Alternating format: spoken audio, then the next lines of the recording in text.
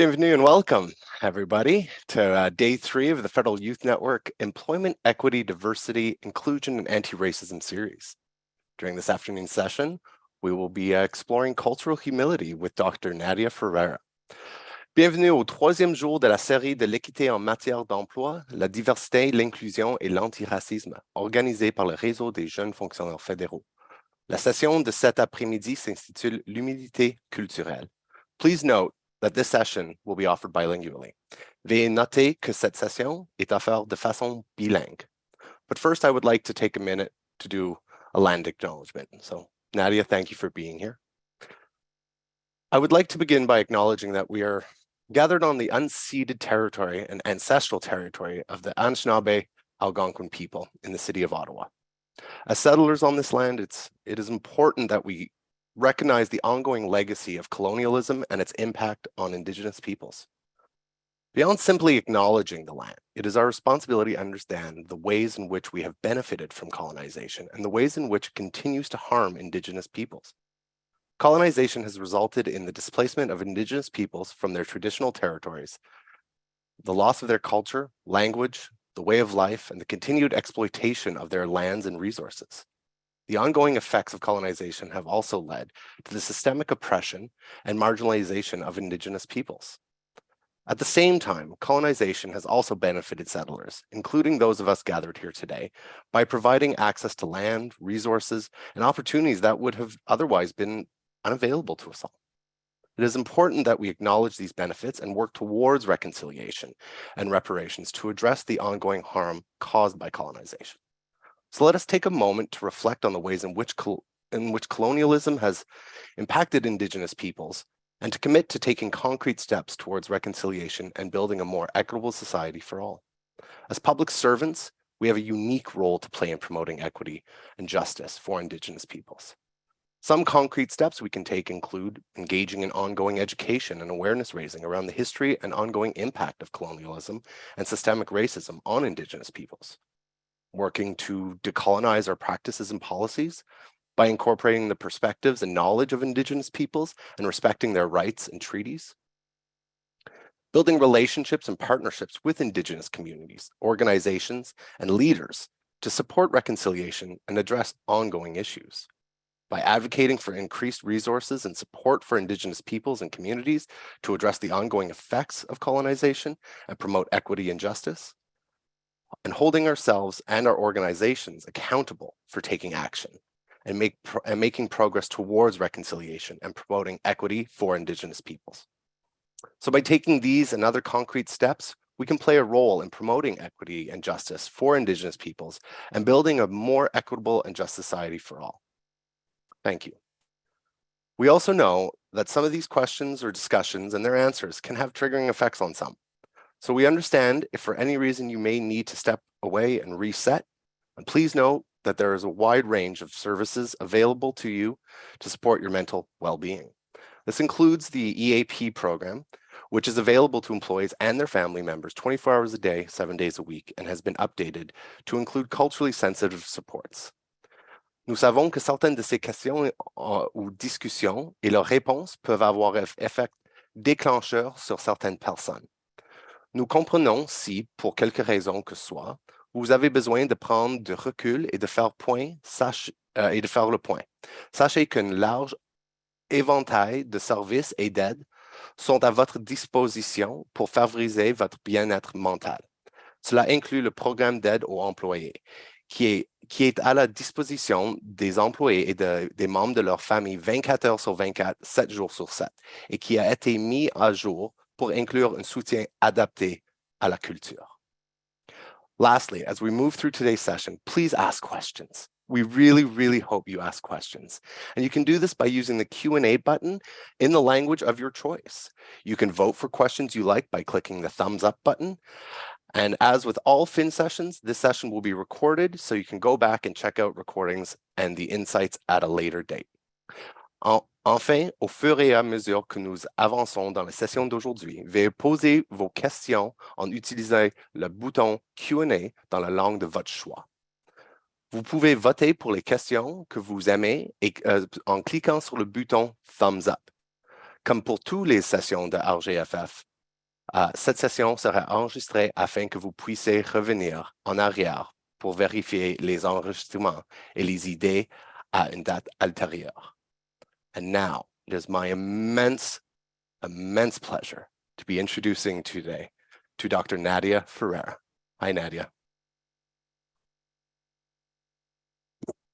Yeah. How you doing? I'm doing all right. I'm doing Good. all right. I'm really So nice excited to to be here with you. Yeah. Me too. Yeah. Big time. Big time. Exactly. I see you and I recognize you here, and thank you for coming. Same here. Same here, Justin. I appreciate it.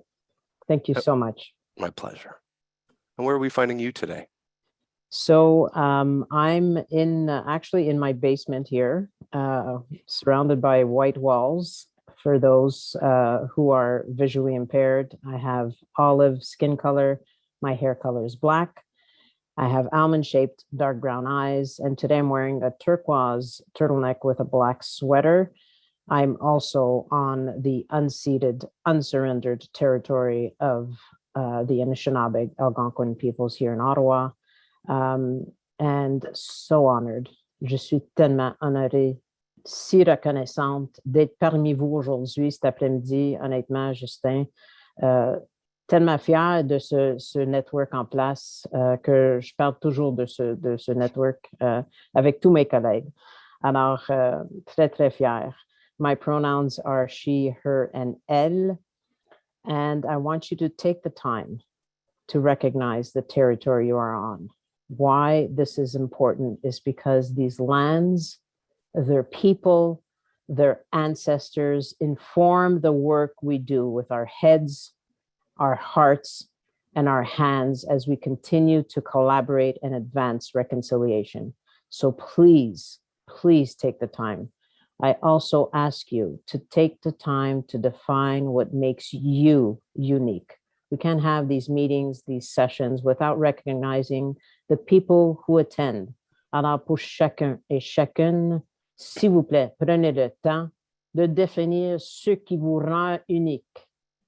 I am. Here are my layers of what makes me unique. I'm a soulmate, a mother, a daughter, sister, cousin, friend, colleague, published author, bit of a nerd, but I don't mind it. A lover of life, of humanity, and connecting with others, as we're doing today. Alors, ceci, c'est la définition de ce qui est Nadia. Je suis ici parmi vous aujourd'hui et je pense qu'on va commencer avec une présentation. N'hésitez pas à demander des questions, faites des commentaires dans votre langue de choix, s'il vous plaît. Alors, j'aimerais remercier tous les gens qui ont mis cette session en place. Merci Alexa et Haley qui sont en place aussi et mon cher collègue Mohamed Ali Khan, you know how much I love you. So thank you for being here. Thank you, Justin, for hosting. I will share with you a presentation I've given. It has evolved in so many ways. And it has evolved by applying my own insights, my experiential knowledge, my 30 plus years of experience, and I'm only 29. Just thought I'd throw that in. But I'm proud. I'm actually 55, and I'm really proud of my age because I'm proud of all the work I've done and all the experiences I've had. They're so enriching. Alors, j'ai travaillé comme art thérapeute durant 16 ans avant de rentrer dans la fonction publique. En 2003, j'ai rentré dans la fonction publique et c'était pas une décision facile. C'était une décision c'était vraiment un défi de prendre cette décision, mais je suis tellement fière d'être un fonctionnaire because I'm a believer that we are people, working with people, working for people. So if we don't take care of each other, then walk away. That's what I always say. I'm just, you'll do more harm if you don't self-reflect, if you don't engage in this critical self-reflection. So this is what I bring to this presentation on cultural humility, what I like to call the great connector. I will explain why I give it that title. Words matter, folks, and the words we use are so critical in our engagements, in breaking down systemic barriers. So it all starts with each of us. On va commencer avec le prochain diapo, s'il vous plaît. Merci. Alors, c'était 4 heures le matin. Tout d'un coup, je me réveille. J'ai des mots à partager avec mes chers collègues. This is what happened on this slide. So clearly, I didn't have my PowerPoint next to my bed, but I jotted these words down. I want to know if they resonate with you. J'aimerais savoir si ça résonne ou non avec vous. C'est à travers notre humilité que nous faisons l'expérience de notre humanité. It is through our humility that we experience our humanity. So just reflect on those. Let me know where you feel those words. And if you do, and if it doesn't resonate, that's okay. I want to know that too, okay? So I'm not here to preach to the choir. And if I am preaching to the choir, I want to hear you sing. Prochain diapo, s'il vous plaît. We're going to start with breaking down humility. So I know I'm sort of doing a reverse because it's cultural humility, and you're probably wondering, well, what exactly is this? If you're not familiar with it, let me break down humility. So a colleague said to me, Nadia, I'm not sure that humility is the way to go, and I'll convince you why it's the way to go. So this is why I put this together. It originates from the Latin word humilis, which means grounded, and humus, which means earth. It's not about weakness, but about understanding our place in the larger order of things. It involves admitting our shortcomings and actively seeking to overcome them. It is a way of being that embraces constant self-correction and self-improvement. It helps us become better learners, problem solvers, and in the end, because we do engage in learning and we commit to learning and we commit to solving problems, it helps build stronger relationships founded on trust. So focus in on the origins of humility. On va continuer notre discussion. Prochain diapo, s'il vous plaît. Ce que l'humilité culturelle n'est pas. Alors, ce n'est pas compétence culturelle qui suggère que nous pouvons devenir un expert de culture et des expériences de quelqu'un d'autre. Ce n'est pas de la sensibilité culturelle d'être conscient des différences culturelles et de la manière dont elles influencent les valeurs, les croyances et les comportements sans porter de jugement. Ce n'est pas la sécurité culturelle qui repose sur la reconnaissance et la remise en question des déséquilibres et des inégalités de pouvoir. Ça, c'est très important. Elle invite à une réflexion critique sur nos croyances, nos préjugés et nos pratiques. Alors, l'humilité culturelle est un peu de compétences culturelles, un peu de sensibilité culturelle et beaucoup de la sécurité culturelle. And I will translate this because this is a critical slide in terms of deconstructing what cultural humility is not. It's not cultural competence, but it's a little bit of cultural competence. Now keep the head, heart, hand approach. This is an approach that has inspired me for many years now by an Indigenous scholar in Saskatchewan.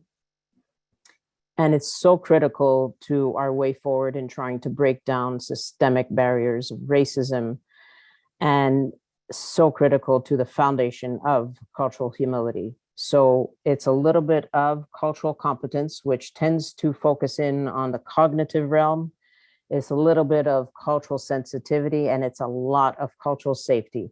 Cultural safety is a concept that comes from New Zealand. It originated there. And much of my curriculum, much of my research is inspired by the Maori of New Zealand, the government there that has mandatory cultural competence, cultural humility training in place. I think it's the way to go, just saying. And so I want you to keep in mind that it's a bit of each, but a lot of cultural safety ou la sécurité culturelle. OK, alors je vais élaborer un peu plus. Prochain diapo, s'il vous plaît. Cultural humility defined then, and please focus in on this slide.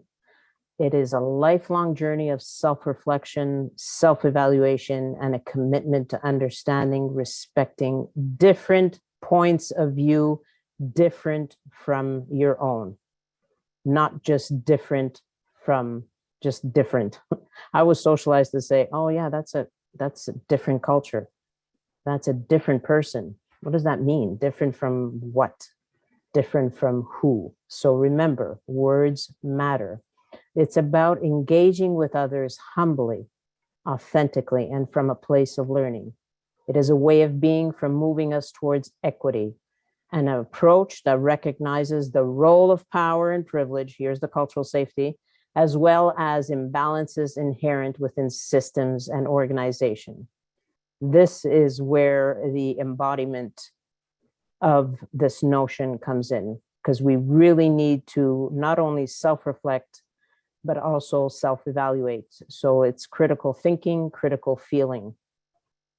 Now, there's a word on this slide that really annoys or doesn't sit well with public servants. And Justin, I want to ask you to put your mic up. Can you, and if anyone puts in guesses there in the Q&A, which word comes out? What do you think that public servants are like, Nadia, really? What do you think? Would it be imbalances? Nope, look close. I see privileged popping up in the chat. Yeah, what else is popping up? Look at, okay, I'm going to give you a hint. Yeah. First bullet. Lifelong. Very close, very close. Ding, ding, ding, ding, ding, ding. What's after lifelong? Journey. There you go. There you go. This word, oh my God, every time I give this session, every single time, why are bureaucrats or public servants uncomfortable with lifelong journey? Why? Because we cannot measure it. We cannot use a checklist for this. This is a commitment. You either engage or you don't. This is where we need to engage. It's where we need to inspire others to do better, to be better. But this is where I see the resistance. And I'll talk about it a bit more, but keep that in mind, folks. Prochain diapo, s'il vous plaît. Et merci pour cette petite discussion qu'on a eue.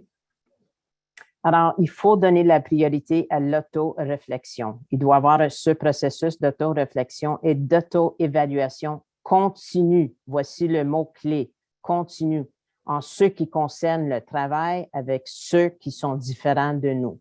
Il s'agit d'un processus individuel et d'un processus organisationnel. Alors, c'est le ministère, de l'organisation, de l'agence où vous travaillez. C'est très important que tout le monde s'implique. Prochain diapo, s'il vous plaît. So I'm assuming you all know, self-reflection is essentially about what do I know about this? Where did this information come from?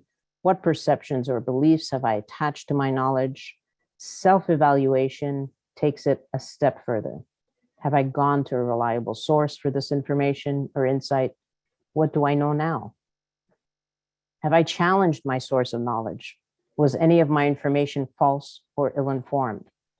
Is there new information available? What has changed?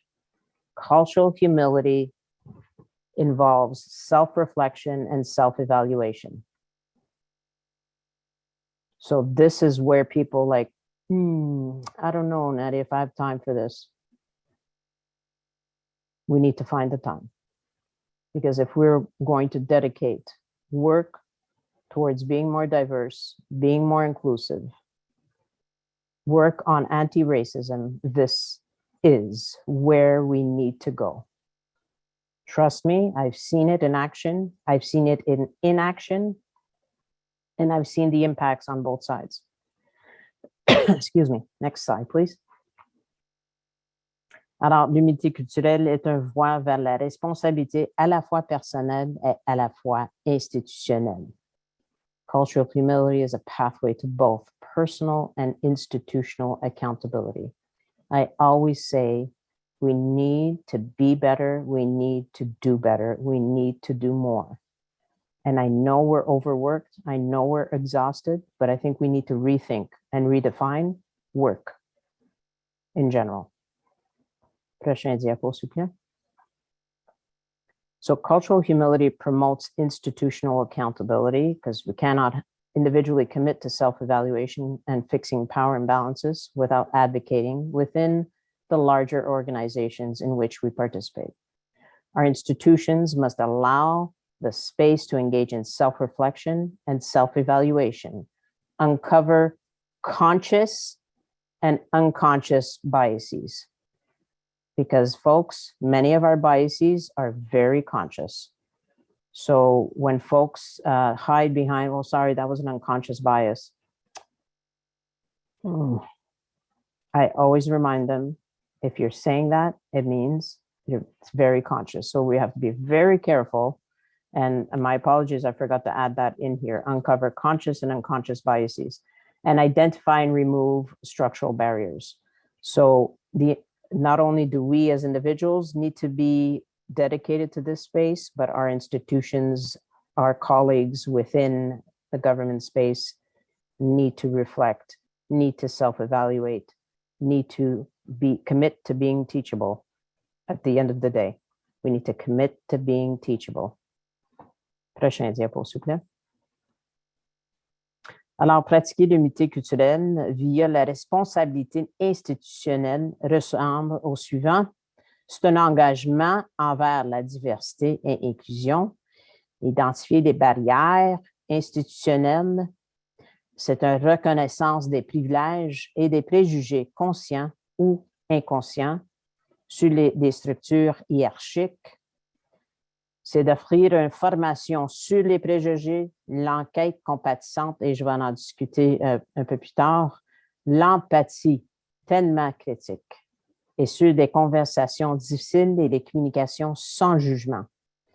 C'est un changement dans les pratiques d'embauche, la composition du personnel. C'est de créer des partenariats avec la communauté locale, très important.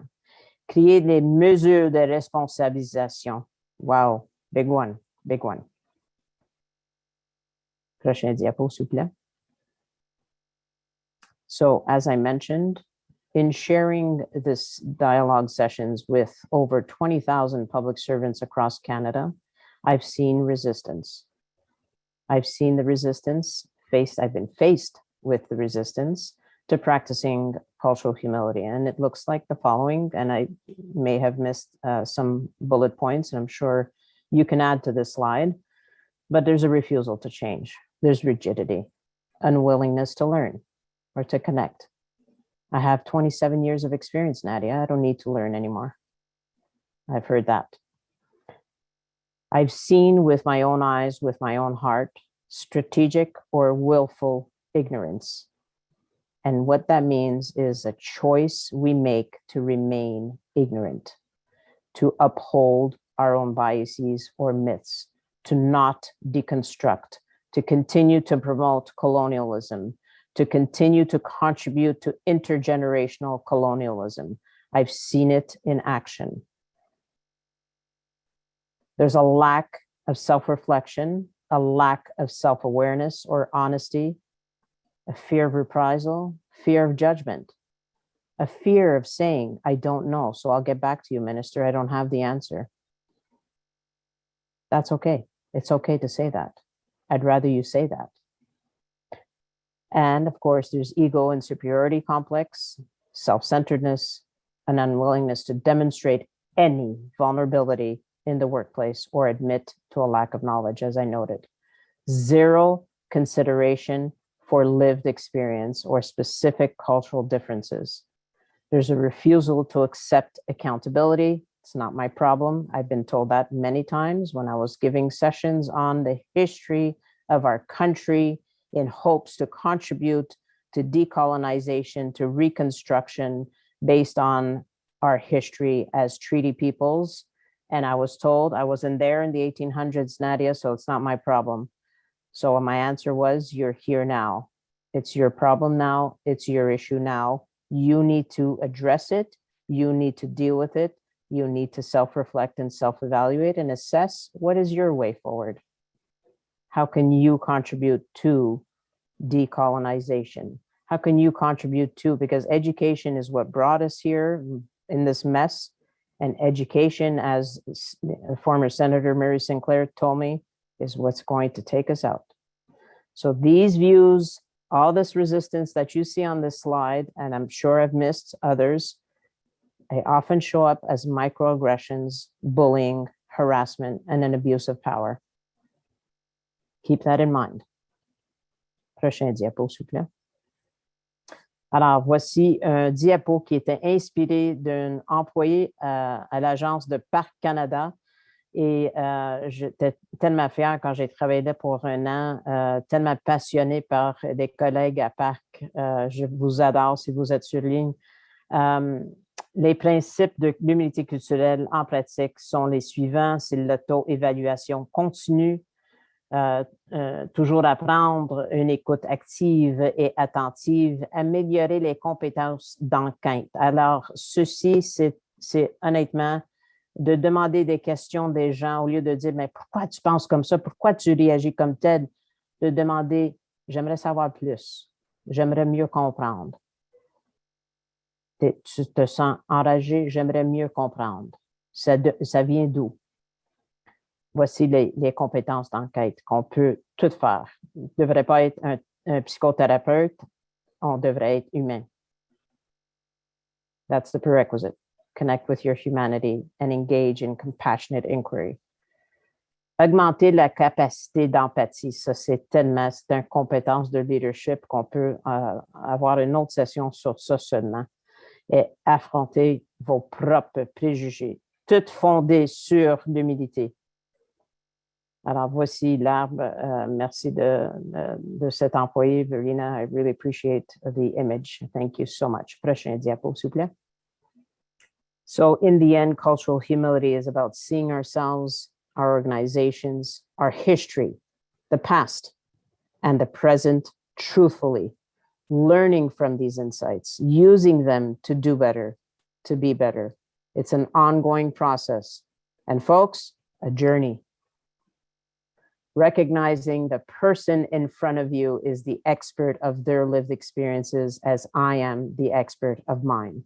That is why I call cultural humility the great connector.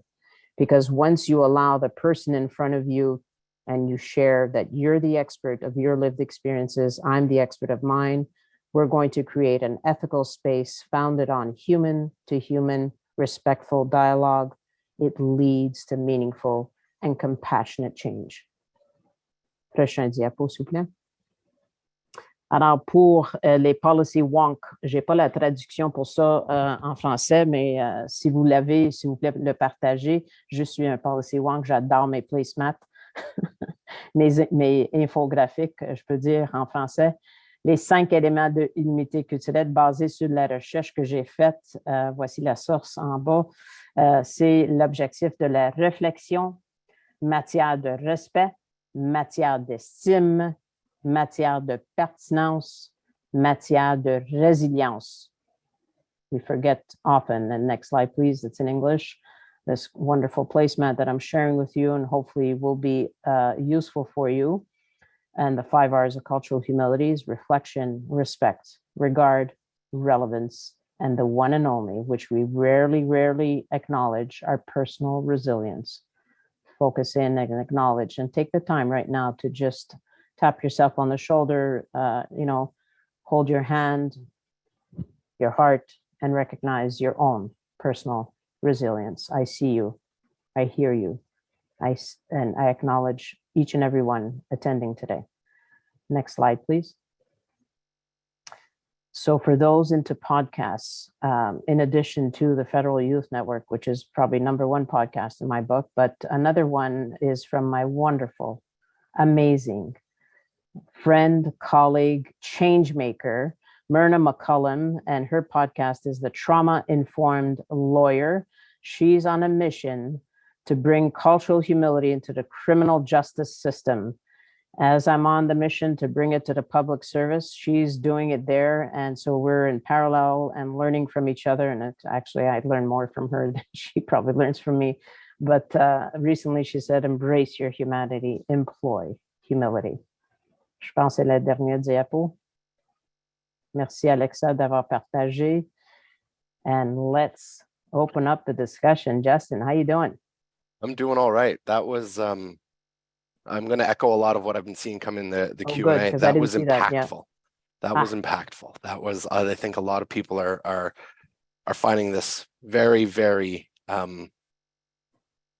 pertinent to what we're all trying to do, right? mm, And so for those who are participants right now, you are mhm. able to find this deck on our Yep. Federal Youth Network GC Wiki page. Le diapo, c'est dans la liste de ressources sur notre page wiki pour le réseau des jeunes fonctionnaires fédéraux. Alors, si jamais tu veux l'inspiration dans votre jour to jour, if you ever want that inspiration in your day to day, which I always do, feel free to go download it and it's there for you. But going through this, Nadia, Yep. there were a couple of things that popped out to me, and Sure. we're going to get to the Q&A, folks, and keep the Please. Yeah. questions coming in. N'oubliez pas que vous pouvez soumettre vos questions utilisant la fonction Q&A sur l'appel ici. But the first thing that got me was words matter. Mhm. Words matter, right? And I mean, I think like many of us, I was raised with the old adage of sticks and stones hurt my bones, but Yeah. and it never sat right with me, even as a child. You know, as a young boy, it didn't sit well with me. So Mhm. you related that to, you know, the idea of the great connector and why words do matter and why calling it the great connector. I was wondering if you'd be able to elaborate a bit on the power of words and why it matters in this context and in our day to day. Well, it matters because we're so tied to using words, using language, and we don't recognize the power we have when we're creating a space and holding a space for another. Mm. And if I would interrupt you, Justin, and say, no, no, don't worry about that. Yeah, yeah, yeah. You know, like this is what happens when people get so focused in on wanting to speak, wanting to be, well, I have the answer to everything. I know, you know, the theory, I know the policy framework, I know the idea, I know the options for the for an MC. Why don't we just take the time to listen to each other? Why don't we just take the time to better get to know each other?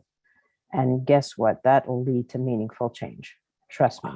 I want to know why that statement affected you as a child. And if I had interrupted you, I wouldn't have heard that whole personal narrative there. That's so meaningful. That's so meaningful because, you know, we live in a society where we place people in boxes, in diagnoses, right? Right. But we don't look at the individual and what the individual is bringing, and we don't empower the individual as the expert of their lived experience. Wow.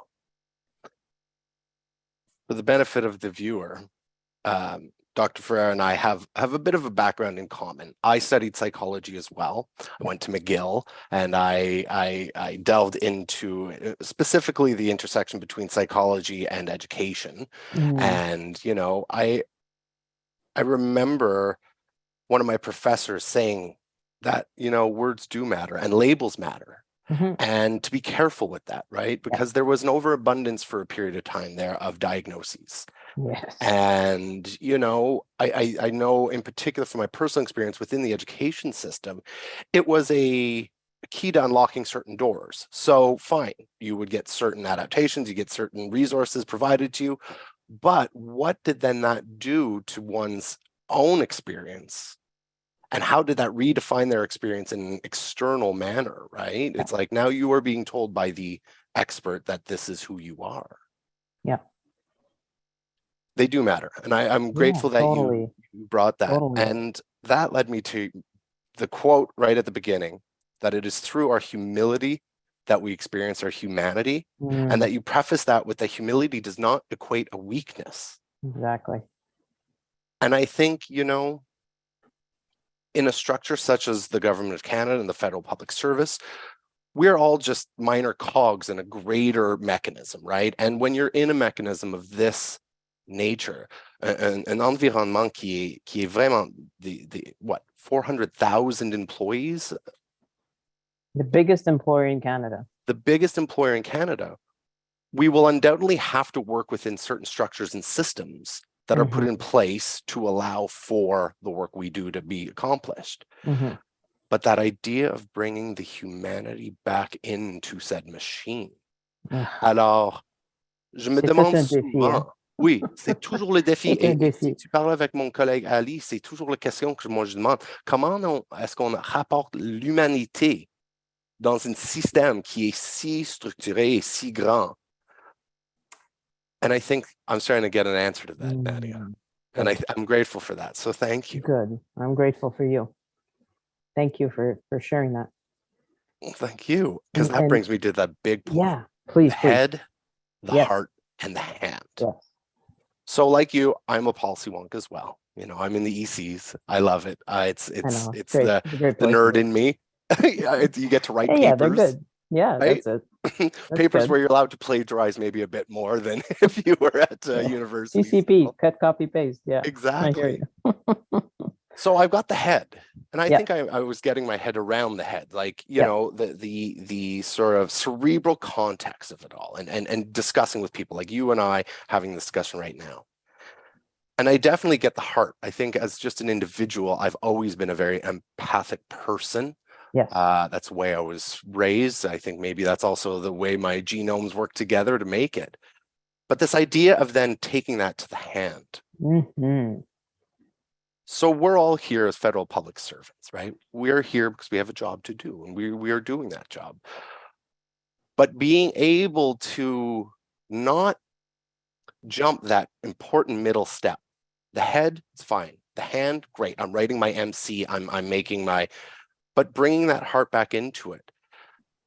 As you see the federal public service today and the sea changes that are happening live, we're watching a transformative period of time, not only in the government and as a federal public servant, but I'd say overall in society.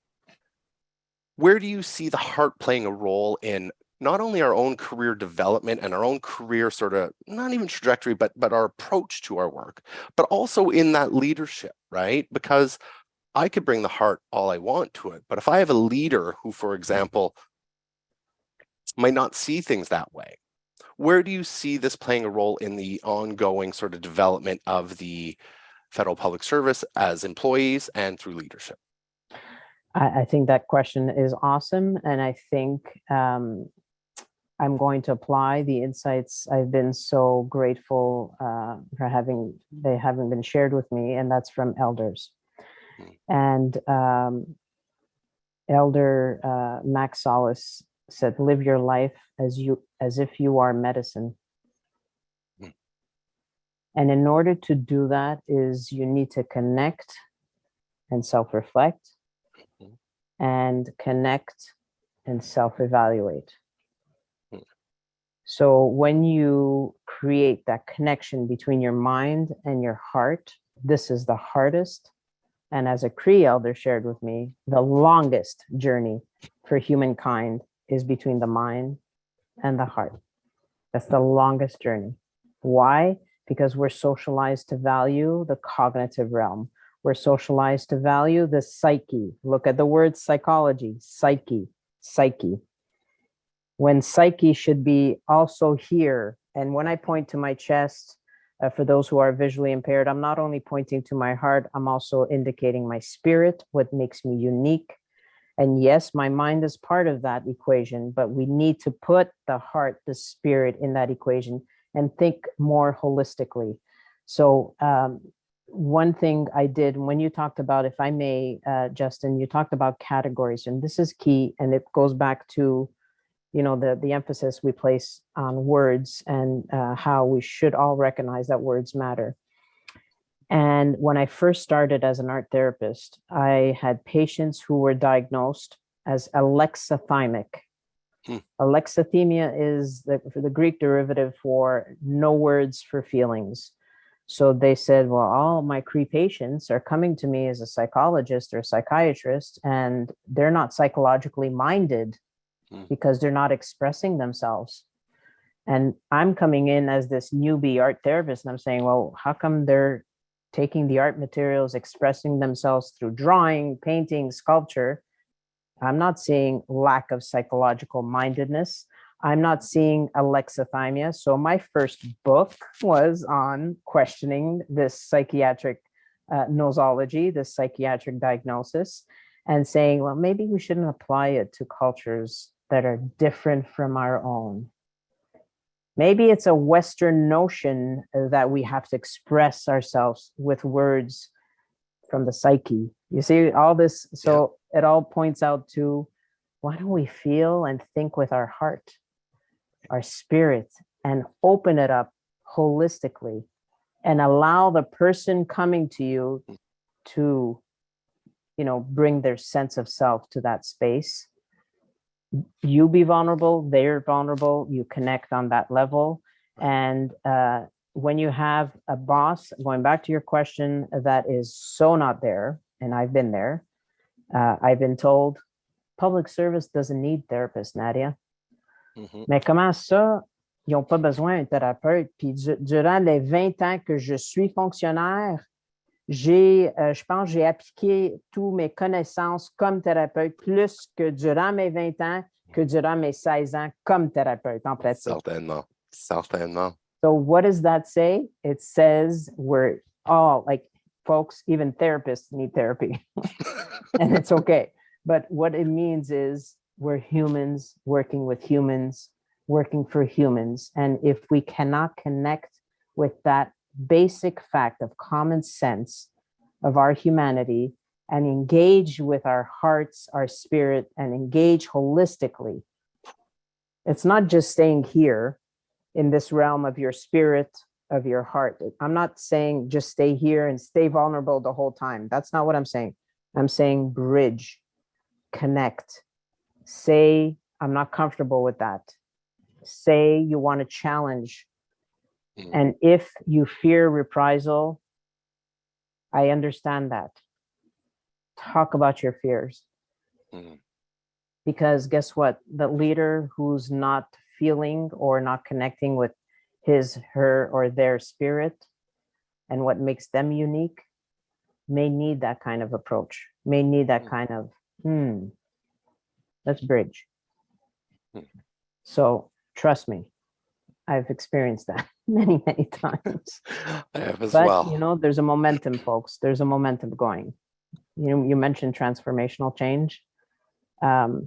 If we all choose courage over comfort, if we all choose to be professional troublemakers, by the way, can I plug in a book I just got? I'm just going to show this on the screen. Have you seen that one? Professional Troublemaker. Yeah. The Fear Fighter Manual. Oh, wow. I need to just get got me a it. copy I just of got that. it. Yeah. She's awesome. Awesome. Anyway, so these are the authors, you engage in, and when you feel, and this is to all, we have 266 people online, and for those who listen in afterwards, if you don't have a network in place where you can go to and reach out and connect, s'il vous plaît, m'envoyez un petit courriel. Je vais faire le temps de vous rencontrer, d'en partager, d'en discuter, de faire le lien entre le cerveau, l'esprit, ou quoi que ce soit. You're not alone. Thank you, Nadia. And I think I'm seeing the questions come in, so I'm going to jump to them. But I think this brings me to my last sort of idea that popped up, which is, as you're saying, we need to find that time as federal employees to self-reflect and self-evaluate. But folks might say to you, but I don't have time to do that. So you had said something very interesting. Yeah. Redefine work then. Yes. Can you give me a little idea of what you're thinking when look you at say your redefine? agenda? I want you to look at your agenda, and in your agenda, do you have review time, personal time, lunch, walk?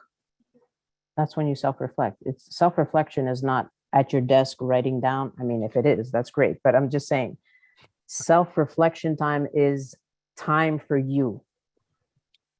Right. And here words matter, okay? Because I don't want you to get stuck in, the psychologist and Dr. Ferrara said I have to take time to write in my journal. You define what self-reflection, self-evaluation, because it's self.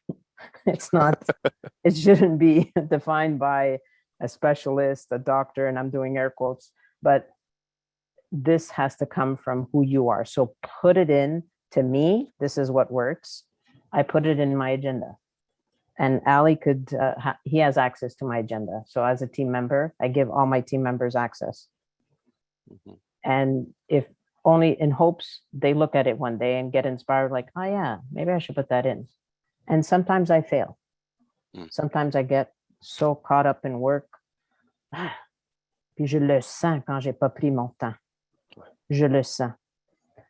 Si je suis ici, comme durant la pandémie, on est toujours on, toujours présent, une rencontre après une autre. C'est fou. C'est pas raisonnable. Alors, prenez le temps, mettez-le dans votre ordre de jour. Chaque jour, vous voyez, même 15 minutes. Ouais. Je le partage parce que ça m'aide. Mais j'aimerais savoir si c'est quoi ça, c'est résonne avec vous, parce que c'est vraiment quelque chose de personnel, que ça devrait venir de vous-même. Mais c'est quelque chose que je partage parmi vous, que ça fonctionne pour moi. But yes, redefine work. We have to. Well, as you did say, this is the longest journey and it is a lifelong journey and might be scary to a system such as the Federal Public Service because it isn't quantifiable, right? Yep. Yeah. Taking 15 minutes of time and not being able to show tangibly what you gained from it Yes. might scare some. But Yes. at the same time, you know, I am encouraged to know that I see this more and more in practice, where I have had leadership say to me, take that time. You need it. Yes. Right. Because you know what? They need you. Well, exactly. Right. And a healthy employee, a happy employee, I am at my most productive when I'm feeling my self-worth, when I'm feeling my purpose. Mm-hmm. But that does not come from COB, can I have this? Yeah. Right. I need to, for me personally, I need to know the why, not just the what. And self-reflection sometimes brings that to me. So it is a lifelong journey. Totally. I think it's one that we will all benefit from taking, but it's a scary journey. It's a journey that's gonna, I think, show some difficult parts of oneself. I know in my own personal experience, I've struggled a lot with it. You know, my self-knowledge as a younger person is different than who I'm understanding me to be today. And that's not always a good thing. There are some things about me that I'm starting to realize I do not like sit well with that. So I've got to work on it. And it's sort of like when you were talking about, you know, hiding behind unconscious bias. Well, if you're hiding behind unconscious bias, you're consciously doing it. So it is conscious bias. And that's exactly to work on. So folks, I think, you know, Nadia has it. It's a lifelong journey that we're all here to take, and we will be better and we're for in this it. together. We're in it together. You're not alone. We're in it together. That's the key message I want to give you all is if you're scared, that's where you should be. Exactly. Right. If you're uncomfortable, that's exactly where you should sit. Fantastic. You know why? Because that's the most transformational learning experience you'll ever have. That's the one you're going to remember. That's the one you're going to share. That's the one that'll give you that experiential knowledge, that inspiration to do better, to be better. Exactly. So it's okay. Okay. It's okay. It's okay. Right? Yeah, it's okay to be scared. It's okay to be vulnerable. Right. It's great to be you. Right. So I'm going to turn to this. We've already got over 30 questions coming in. So we're going to go through these, folks. Merci tout le monde qui envoie leurs questions et tout le monde qui vote pour leurs questions favoris. We have one from an anonymous attendee saying that they're involved in DEI and accessibility awareness, promotion and training across various business lines. Our team has experienced low attendance in education sessions, getting employees to make EDI a priority in their day-to-day work practice. Nadia, from your experience, how have you been successful in getting employees at every level to buy into, between quotation marks, I'm doing air quotations here, the importance and value of this? Where do you get those folks to understand that this is important and valuable use of our time to have these conversations and to attend them? Great question. And I'll tell you one thing, and I should have maybe mentioned it at the beginning. The work on EDI, on reconciliation, has always been a part of who I am. These are not like right now, what we see in government, it's the latest buzzwords, sadly enough. This is what it feels like, and it shouldn't be. We shouldn't have an EDI strategy. That should be embedded in everything we do. You know what I mean? Like we shouldn't have anti-racism because we should be conscious enough and aware enough, but we're not there yet, and it's okay. We'll get there. So in order to engage people, you have to bring in people in the discussion. Share it at every meeting you have. Hey, I heard this podcast, or I attended this session on cultural humility. It was really interesting. Had no idea what it was, and here's what was shared. Let's talk about how words matter. Bring in aspects, bring in bites, and try to inspire folks to join the conversation. And always allow those who are resistant, validate their resistance. That has been the most effective approach I've used. So for those sitting and I've had sessions with 400 people in the room, with 260, 30. Okay. It doesn't matter the number, but I'll always pick up on those who are, this Dr. Ferrari, qu'est-ce que c'est? Yeah, c'est un thérapeute, ça paraît que, whatever. Okay. C'est correct.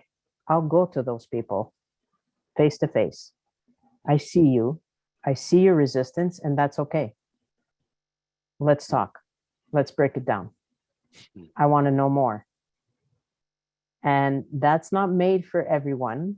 That kind of approach is not made for everyone. So I want you to define what approach works for you. Remember, you are the expert of your lived experience. The person in front of you is the expert of theirs. So work with what works for you and go with your gut. Your gut has more neurons than your brain. Research. It's true. Yeah. C'est vrai. My mother said that to me growing up. Research. Right? And she goes, I knew that all along. When I was 5, I knew that. I knew it. Your first answer is typically your right answer, right? That go with your gut. And it is true. And the brain gut connection, there's so much research out there. And yeah, that's it. So go follow your gut. And I don't want to give you a prescribed way of doing things because that's not me. It's never been, and it doesn't work. So what works is a way that defines you, that brings you to the forefront, because when you do that, you allow the space. All of a sudden, you're creating a space where the person feels, oh, so you're allowing me to be resistant, or you're allowing me to be me. You're allowing me to bring in whoever I am, aspects of my intersectional identities, or whatever the case is. Wow. Right. And commit to being teachable. And that piece is so important. And I find it's something that degrades with time and with experience, and you stop being open to that learning. And, you said it this time, and you said it earlier as well, when I was asking about, maybe facing a manager who might be resistant to it. And what I love is that you're taking a non-combative, holistic approach to it, saying, just talk to them. Yeah. Because there's something in there as well that's making this happen, right? Exactly.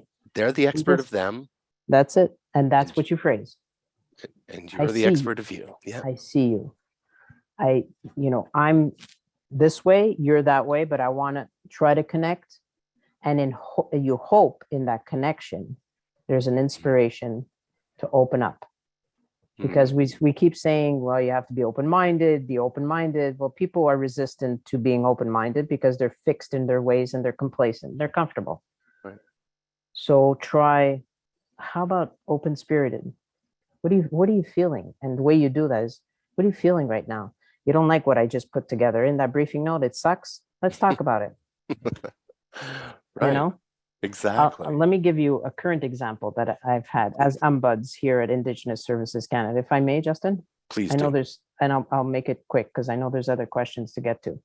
But I've been asked, given all this work I've done on the EDI front, on equity, accessibility, diversity, inclusion, on ensuring people feel like they belong, I was asked by our deputy, can you take on and house the diversity and inclusion team here at Indigenous Services Canada as ombuds? And I said, of course. Of course, I want to give them a home because I don't want them to be floating around in, in the bureaucratic org chart. And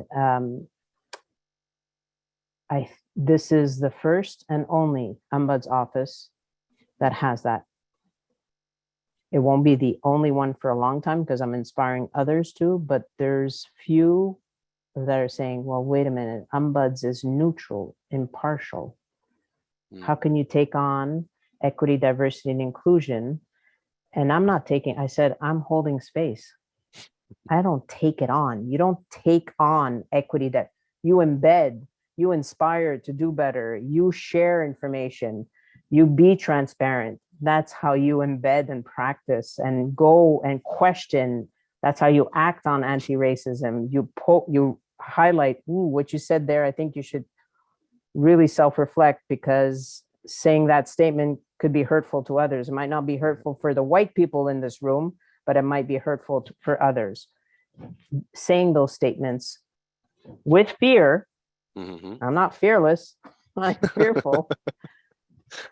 But not be, as I said, I choose courage. I choose courage, and I will do that because as the gift I've been given as an ally, because that's not something I go around saying, I'm an ally. La, la, la, la, la. No, it's a gift I was given, and it's a sacred gift.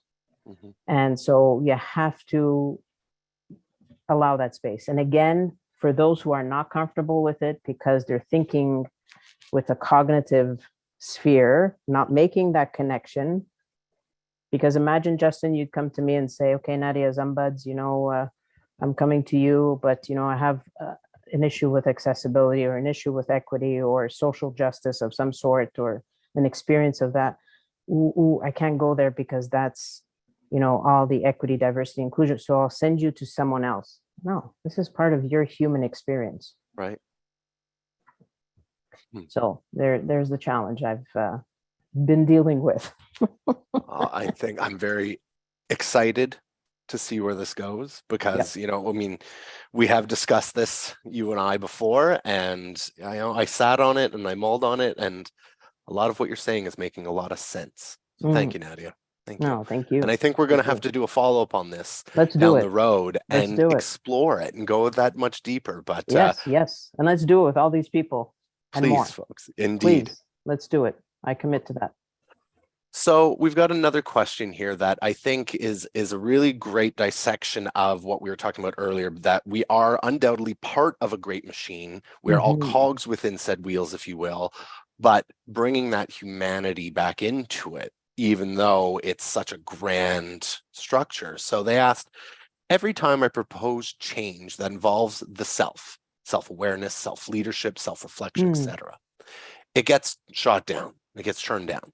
With change is not about self, within quotations. It is about changing the structure and systemic structural issues. Right? So the question... That are not made by people. Exactly.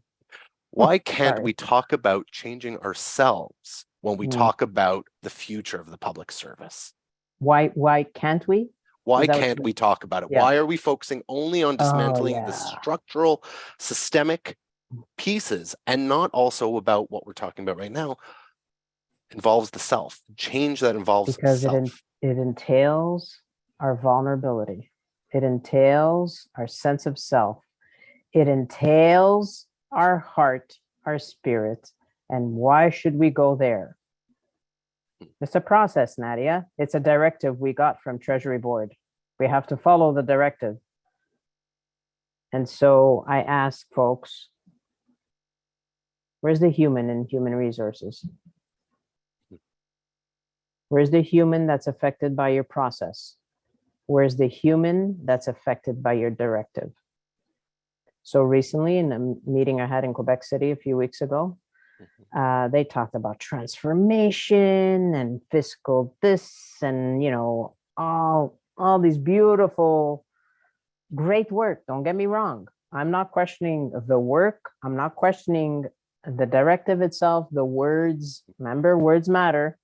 Words matter because they affect people. So I told them in my closing remarks, your transformation, well done. How are the transformers doing? And they went, huh? What do you mean? Oui.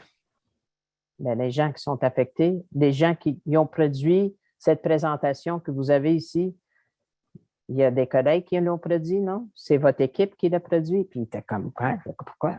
Comment ça? Tu me demandes ça?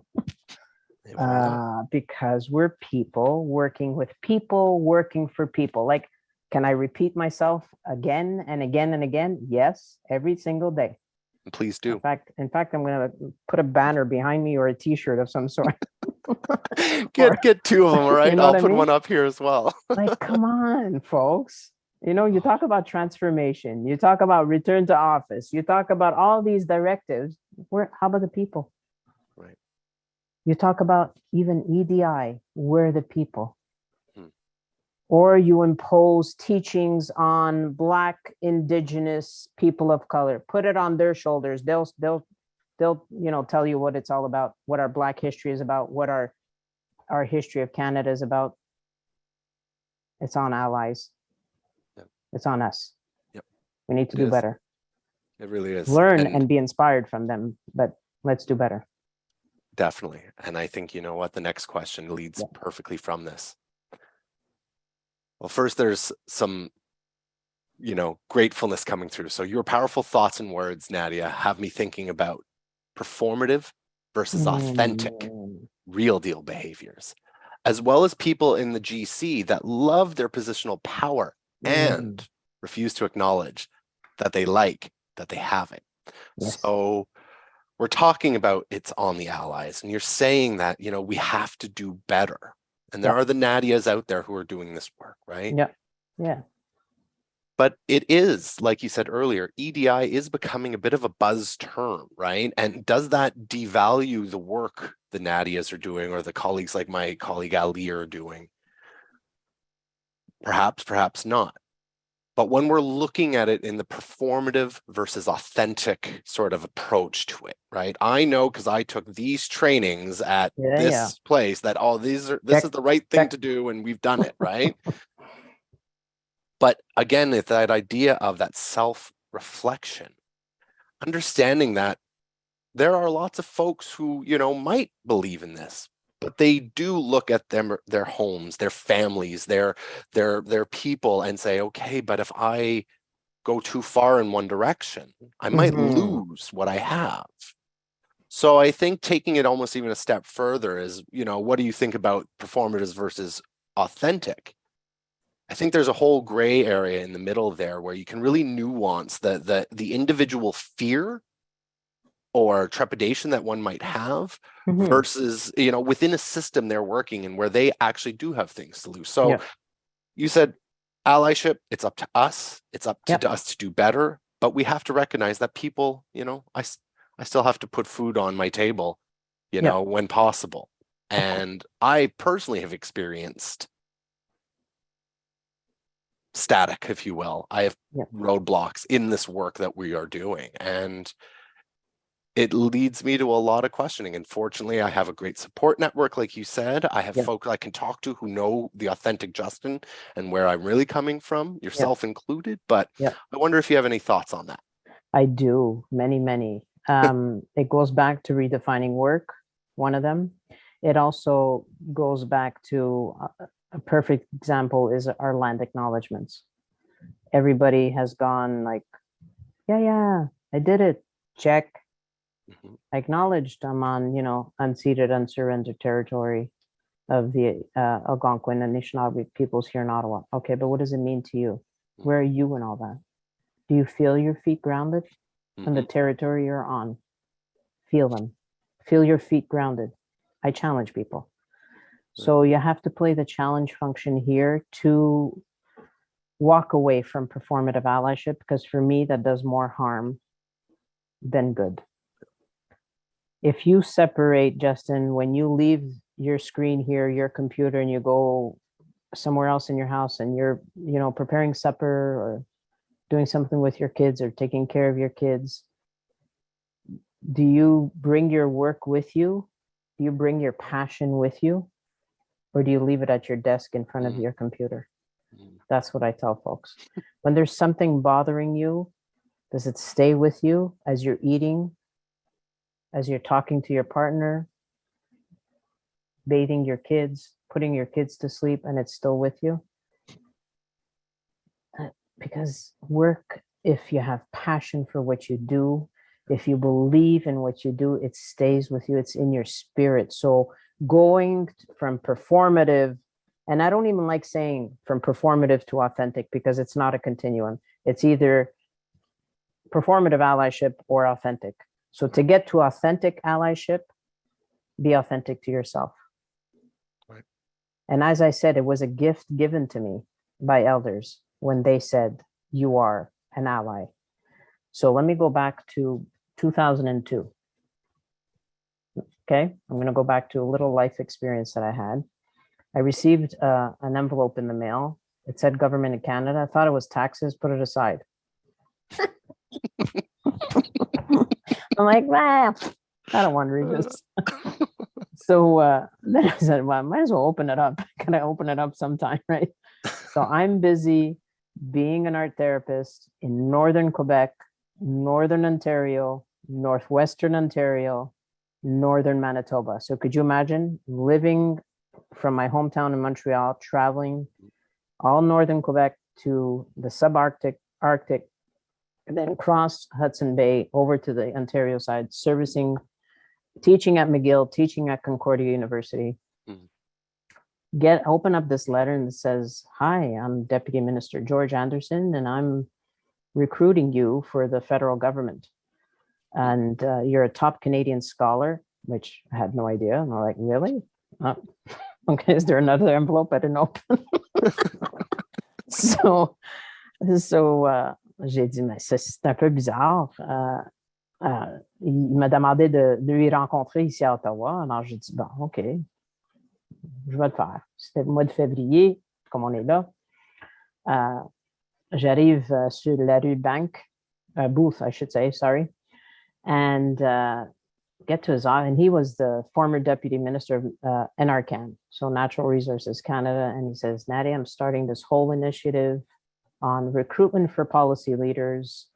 And it's not a program, it's just an idea. I want to bring top Canadian scholars in to refresh the federal government, to give it a boost, he said. I'm like, yeah, but I'm busy. Okay. So I warned you, I'm a bit of a weirdo and a nerd, but let me talk like this. It intrigued me, what is this about? Like federal, okay, public service. I mean, I knew of it, but so he says, I'll let you meet the deputies at Health Canada and what was back then Indian and Northern Affairs Canada, INAC.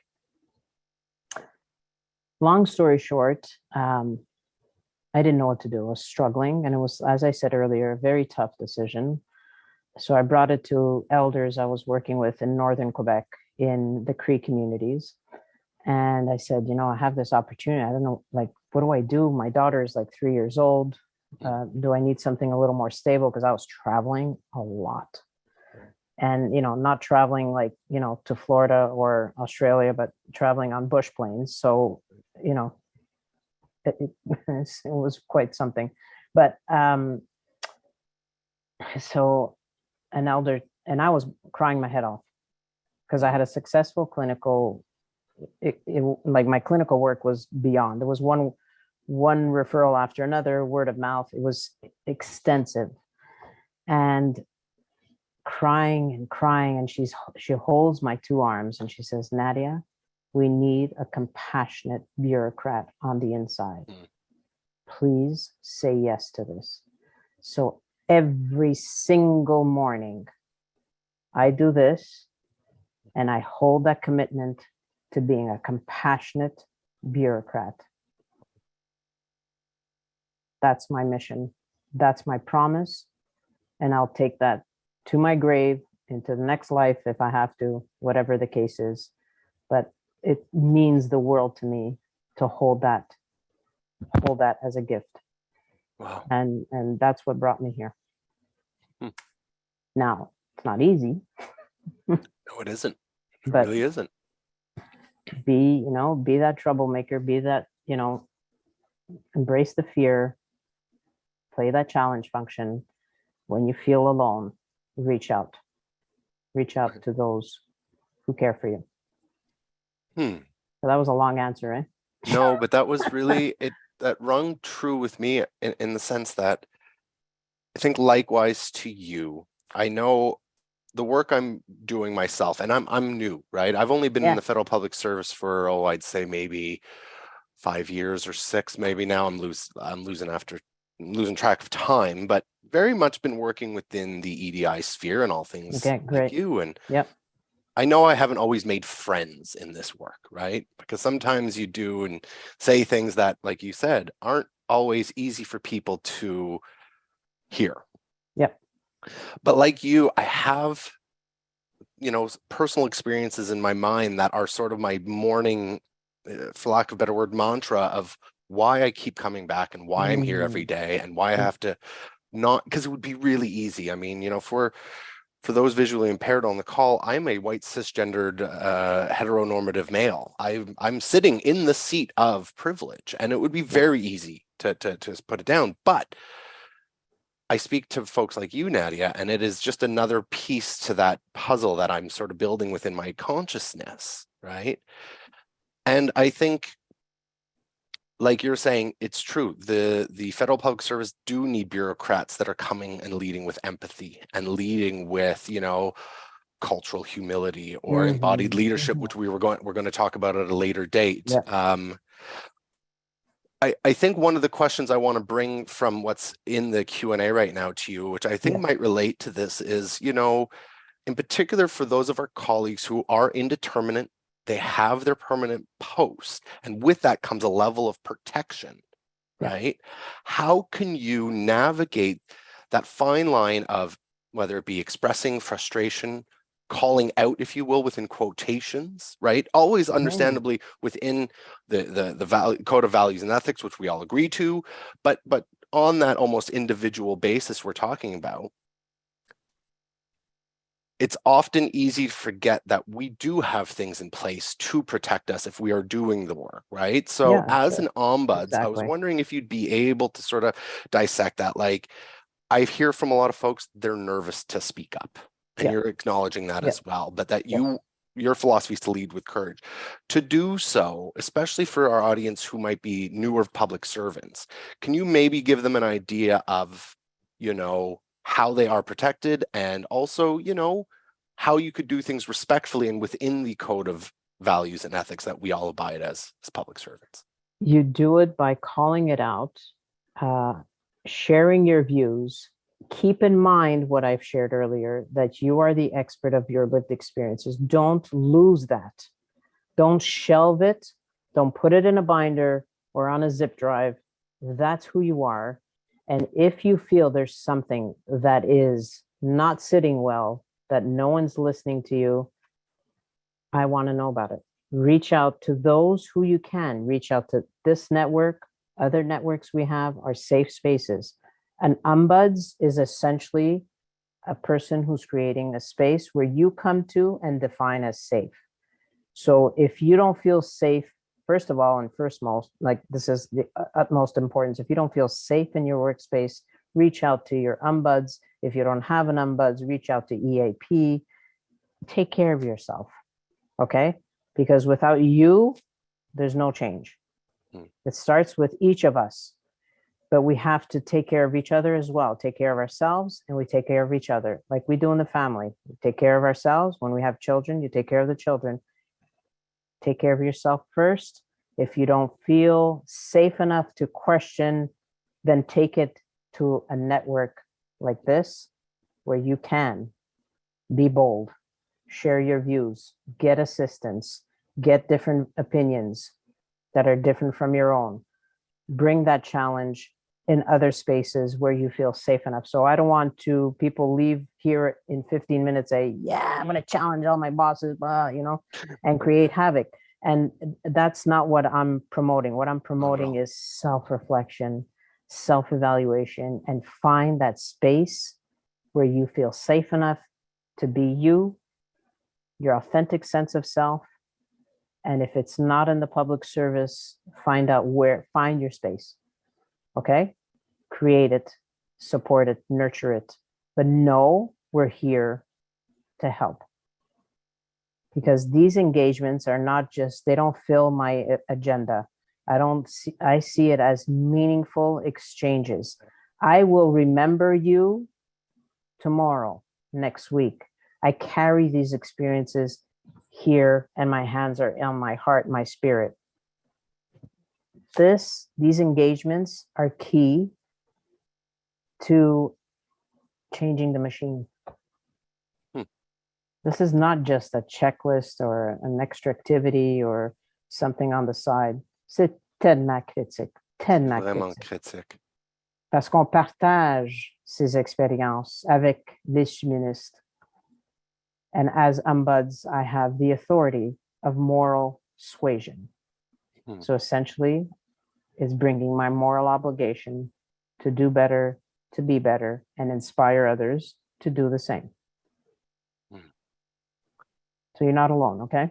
This is getting a lot of reactions in the Q&A right now, and a lot of people are sending genuine, heartfelt thanks and love for what you're telling them right now. Back at you. Right back at you. And, recognizing that we've only got a few minutes left, and they go by fast, but I think I wanted to tie this to one piece we spoke about during the presentation. Et je pense que c'est un moment opportun pour le réétablir comme une importance, c'est l'idée de l'objectif en matière de résilience. Oui.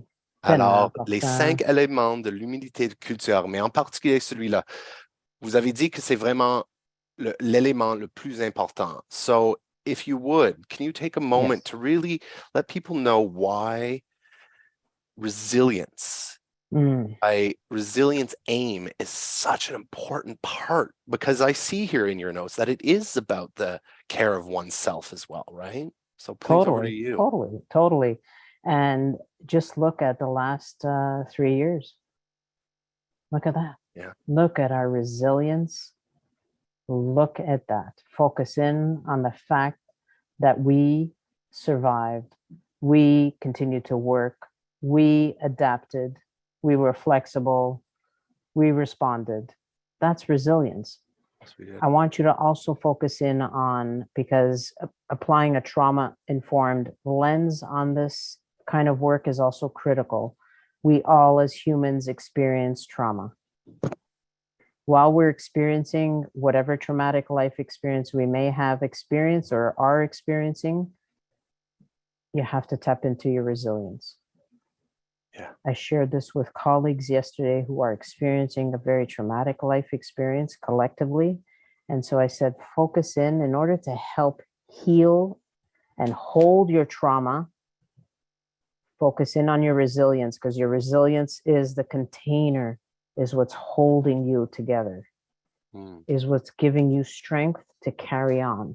And it doesn't diminish the trauma, it holds it. But we forget to focus in on our resilience. So that's why when I share that slide, that one is key. And acknowledge each other's resilience. Hold each other's hand. Say, Justin, I see you, and I see your resilience, and I appreciate you. Thank you, Nadia. Thank you. Thank you. And I mean, again, it's all centered around the same idea of that humanity. There you go. People working with people, working for people. Beautiful. I love it. No? Good t-shirt, eh? I'm again, I take a size large, extra large, somewhere in between. So, we'll order those as soon as we're done. We're going to make it happen. So here's a little question for the psychologist nerds in us. Yeah. Somebody's curious about self-reflection and evaluation as it is related to humility and how it might clash with ego. So we had discussed, you had discussed that earlier. Yep. So yeah, again, they said exactly, sorry, as No. people putting questions, they jump up and down. It's one of the harder parts of being a moderator. Yeah. I But know it's quite the challenge, and I have the easy job of listening to you and trying to respond. So sorry, folks, but let's commit to having a follow-up session. And in the follow-up session, if that's okay with others, and please put in your comments on the chat or Q&A. I'd love to go to the questions we didn't get to answer. So even if it's an hour session, I want to commit to that because that is my moral responsibility to you all. So remind me the question. I'm sorry, I just lost it now. So they're curious about self-reflection Yes. evaluation related to humility and how it might clash with ego. Well, humility and ego are probably direct opposites. But I believe in seeking synergy between opposites. So I don't believe in creating separate categories that they clash and don't talk to each other. So for those who are on the spectrum of just ego, I don't need to know, I have a PhD, I have a master's, I have 27 years of experience, I have 5 years of experience. I don't need this. I don't need to go to a vulnerable side or to bridging the mind and the heart. Like and I'm not mimicking or being facetious. People have shared this with me. Right. What do you have to go there for? You're such a psych nerd. Yeah, I am, but I'm also bringing some, First Nation, Inuit, and Métis teachings that have resonated with the core of my being. And I believe in recognizing that there's no Canada without Indigenous peoples, that we should listen to their teachings and try to apply them because they're founded on common sense. And the common sense is if you connect with who you are as a human and you connect with your humility in terms of saying, I don't know everything and I want to commit to being teachable, then you're acknowledging that sometimes you have an ego and that's okay. It's not like I'm going to shelve it. It's okay. It's okay to say, well, better call me doctor. That's my ego, but you know what I mean? But yeah. It's okay, but find a balance. Find a balance. Just reground. Always think of grounding, the word, the origin of humility, grounded, earth. Think of that. And for those who want to read more on the 7 grandfather teachings that have inspired so many of my teachings and my sharings, and I'm not trying to culturally appropriate, I'm trying to honor those who have shared those teachings with me, the 7 grandfather teachings, one of them is humility. Wow. I think just that's right. J'espère qu'aussi. So I'm looking at the time here, folks, and we're coming to the end of our session, but especially in these series of virtual events we do specifically focused on, employment equity, diversity, inclusion, anti-racism. And I know this is a big question to pop at you at the end, but as the Federal Youth Network, a large majority of our audience are new entrants to government. And, we understand that youth is a bit of a misnomer. I joined the Federal Youth Network at the ripe old age of 36. Same. Right. And like you, this wasn't my first career. It's my second career. And I came to it a little unexpected. But given the context of what we're talking about today and, new entrants of the government who are tuning in and who obviously want to learn and want to believe and want to make that positive change, do you have one last piece of advice you would give to a new entrant to the government who might be overwhelmed by it all, right? Many of which who joined during the pandemic and have yet to meet face-to-face with their colleagues. I know. It's tough. Do you have any last words of wisdom for them as it relates to the work we're doing and what we're talking about to take forward with them in their career? The importance of your lived experience. Place importance, and that it could include your education, your current lived experience, your past lived experience, the gift of self-awareness and self-critique practice. It's a gift. It's yours to open. Direct the self-compassion so that when you feel that you're being compassionate towards yourself, you open it up to being compassionate towards others. Just take care of yourself and know you're not alone. Sense of belonging is the number one foundational element of all humanity. It's universal. So create the space where you feel you belong and create the space for others to feel like they do. You have the power. And I'm honored. I'm honored to have spent this time with you this afternoon. I want to acknowledge Justin, Muhammad Ali, Haley, Alexa. Thank you for the supportive help on the IT side. Thank you to each and every person attending today. And know that you have the power to affect change, meaningful change, based on being who you are and allowing that space for others to be who they are. Allez-y, on peut le faire et n'oublie pas qu'on est des êtres humains qui travaillent parmi des êtres humains pour les êtres humains. Certainement. Don't forget that, please. Well, I would like to extend the greatest appreciation and thanks from myself personally, but also from the Federal Youth Network for taking your time to be with us today. My pleasure. You've shared a wealth of knowledge that I think everyone who was fortunate enough to hear it will be able to carry forth with them, because this is, not only as federal employees, but just as human beings within, the world. Yeah. These are all great lessons to be taking forward. And I know for myself personally, I feel a sense of renewed or rejuvenated sort of raison d'être, si vous voulez. Voilà. Ouais, c'est pas toujours facile faire le travail qu'on fait. Non. Et ça devrait certainement, pas être facile. Ça devrait pas être facile. Mais quand nous avons une communauté, comme moi j'ai avec vous ici, we are a tiny little micro community, and we've had all these wonderful folks tuning in to witness it. Yeah. I am feeling exactly what you said. That resilience is that container is a little bit stronger than it was 2 hours ago. Amazing. So I want to say thank you for that. Thank you, Justin. Oh, it's very much my pleasure. Big hugs to you all. Definitely. And yeah. I, like you, I want to say thanks to my colleagues who've been in the background helping it out, allowing me to connect with you as authentically as possible without having to do too much tech stuff simultaneously. I know, it's awesome. Thanks, Alexa. Thank you, Haley. And thank you, Ali. And lastly, I really want to thank all of you who joined in, because if it weren't for you showing up, there would be no reason to do this, right? There you go. We need the folks who want to come, who are engaged. So thank you all for joining. As with all RIW, as with all Fin events, all the resources are available on our wiki page. Les ressources seront disponibles, ou c'est déjà disponible, sur notre page wiki. Et l'enregistrement de cet événement sera disponible plus tard aujourd'hui sur notre page YouTube. We will upload the session on our YouTube channel later on, so you can always join back in. And if you, like Nadia was saying, if you use your enthusiasm and your experience to get somebody else who might be somewhat resistant to say, okay, maybe I'll go check that out, it'll be there for you forevermore. So please take the time to share with friends.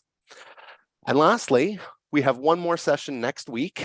Next Tuesday at the same time, 1:30, we're going to be having a conversation about building resilience while achieving equity and anti-racism goals. So, rejoignez-nous mardi prochain à 13h30 pour une grande conversation sur le thème construire la résilience tout en atteignant l'équité et les objectifs anti-racisme. Excuse-moi. So on behalf of the Federal Youth Network, thank you everyone for joining, and have yourselves a wonderful afternoon. Take care, folks. Thanks, everyone. Thank you so much, Nadia. Bye, everyone.